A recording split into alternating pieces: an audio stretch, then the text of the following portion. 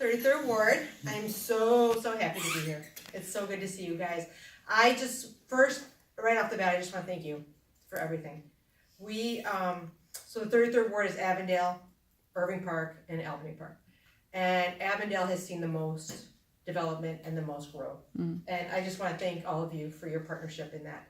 Because when a developer comes in my office, we do that. When a developer comes in my office, we immediately send them to you. So thank you for everything you give us, the feedback, the dialogue.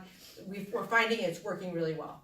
And I know there hasn't been a lot of projects recently, but we have a lot of, we still have some vacant lots and stuff that we got to deal with, especially over there at Elston in California. I mean, that's a weird lot. There's no bites there, but that is a big area that needs to have some kind of action there.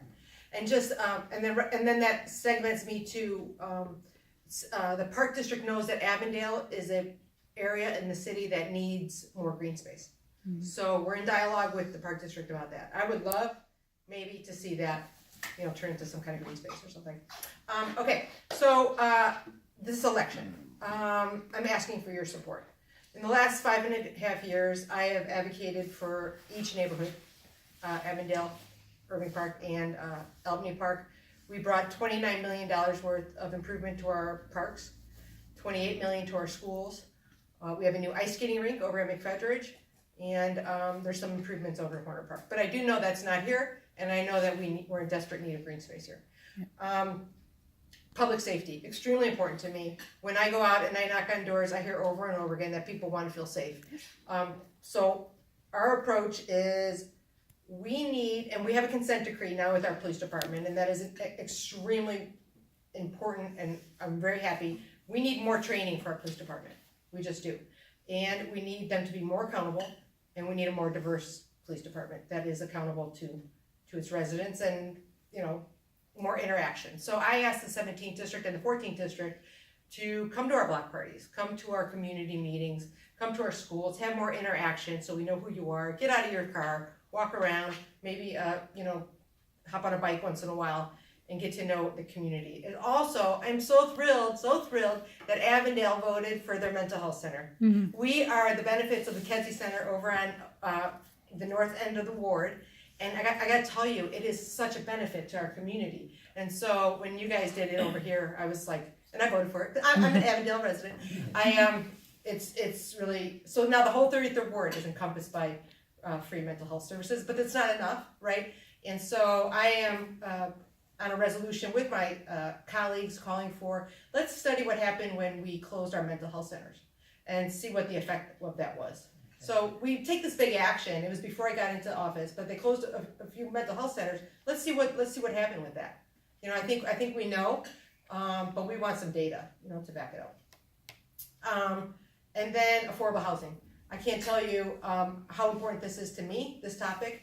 And just the last 2 weeks ago, I was with ANA, and we were talking about, kind of tackling it. It's not, there's no one set problem solver here. You got to use all different tactics. So I voted against the largest property tax increase, and that is to help keep homeowners in their homes. We also try to preserve affordable housing, which I think is extremely important because that is keeping folks in their home, keeping folks in their apartments, and then when those tenants do get displaced, we see it in our schools and we see it in our neighborhoods. So we see this mostly over in Albany Park right now, and we see it in Hibbard School and the schools over there, Albany Park Multicultural. So keeping the line on property taxes, looking for more progressive, no gimmicks sources of revenue that don't balance the backs, our budget issues on the backs of homeowners. And then preserve affordable housing. We work with Communities United, and we've preserved through their program, the Roots program, 42 units of affordable housing over in Albany Park, which is extremely important. We're also taking $1 million from our Lawrence and Kedzie, and we're putting that to preserving affordable housing. We can't announce it quite yet, but there's something really exciting happening about, we got to cross the T's and dot the I's and everything. It has to do with CHA, it has to do with property managers, but we're getting there, we're getting close. It's not easy. These things are tax credits from the city, tax credits from the state, and to put a package like this together where you can preserve a good chunk of affordable housing is quite a task. and then create affordable housing. So we have some empty lots up in Albany Park. There's one at Central Park in Lawrence right now that we're looking to develop into affordable housing. So Avondale. So I'm really proud of what we have accomplished together in our industrial corridor.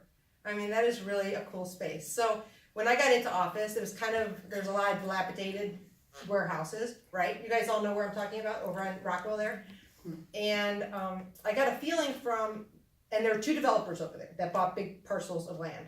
And I had a feeling that they wanted to turn it into luxury, like condos or townhomes. And we got a really distinct feeling that the city kind of wanted that too. And we're like, you know what? This is our industrial corridor. This is where we could create jobs and we could create space where folks can come together and create community. And so we said no to that. So we said, and working with you guys also, we worked it out. But we said we want to see more industry come into the word. So in the last 3 years, that industrial corridor is the fastest growing on the northwest side. It's created 200 jobs in the last 3 years. And we're seeing Metropolitan Brewing open there, and they're such a great partner. And Metropolis Coffee, and these are great companies. I mean, these are really employee-centric, family-centric, and want to be part of the community companies. These aren't like, I don't want to bash like a Subway or something, but you know what I'm saying? They're not chains. I mean, they're unique, family-owned businesses in the ward. And then there's going to be a distillery coming there. So, and then the what's it called? Gilder's Row? Guild Row is coming too. We got to talk about that. What else? I was really happy that you talked about Lene's fundraiser. We're going to be there. They're doing really great. I just met with her the other day, and they're going to have dual language, and they're level 1 school, and they're doing great. So, I'm really proud to be your alderman. I'm proud of what's happening and seeing our growth, and at the same time, staying and focused on affordable housing, and it's an honor of a lifetime to represent you at City Council. Oh, City Council. There's that. So there is. I want you to know I'm on every single measure of reforming how we do business at City Council. I believe aldermen should have just one job. I believe that aldermen should disclose their conflict of interest maybe 2 seconds before we vote on it. So in the past, Alderman Burke will be sitting at his committee. He will be ushering in legislation, talking about it, ushering it in, working his colleagues. It passes out of his committee, gets to the council floor. It comes up for a vote, and then 2 seconds he says he has a conflict of interest. We don't know what the conflict is. We don't know that he had a conflict, and so I am on. We are for strengthening that rule that the aldermen have to actually excuse yourself from the whole process, okay, if there's a conflict, and we want to know. So, and then pick your own committee chairs, also very important. So right now, the mayor picks the committee chairs and picks who's on the committees at City Council. That's ridiculous, okay? I was a state representative. To think that the governor is picking our committee chairs and like picking legislation that goes through the committees is doesn't make any sense. So we want to be a more independent council. So I think, if have I missed anything? Oh Lord. This is Matt from my office. Not to put you on the spot. Yeah, so it was like aldermanic reform, police oversight.